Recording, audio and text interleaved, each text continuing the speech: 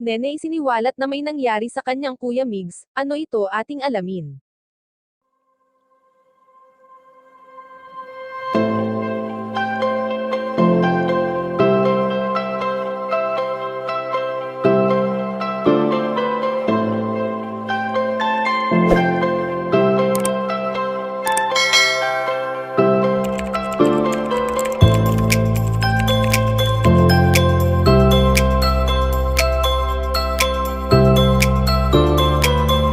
Hindi naman maitatanggi o maitatago ang closeness na mayroon si Bunso Migs Malino sa kanyang buong pamilya, lalong-lalo na sa mga kapatid nitong babae na palaging nakasuporta sa kung anuman ang ganap ni Bunso Migs Malino.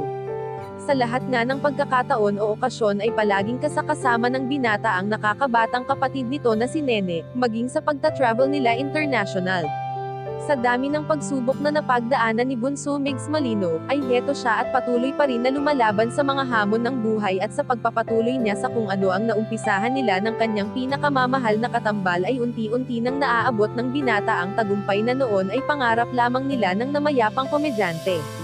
Mabigat man sa loob ni Bunso Migs Malino na harapin ang araw-araw na buhay, na hindi niya na muling makakasama pa ang kanyang prinsesa na si Cutie Mahal na minahal niya ng lubusan, na higit pa sa pagkakaibigan ang namagitan sa kanila noon.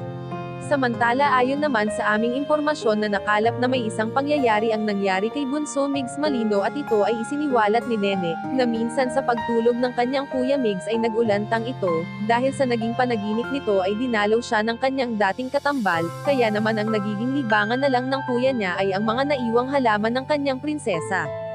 Kayo mga kachika, anong masasabi niyo dito? Please leave the comment and don't forget to subscribe.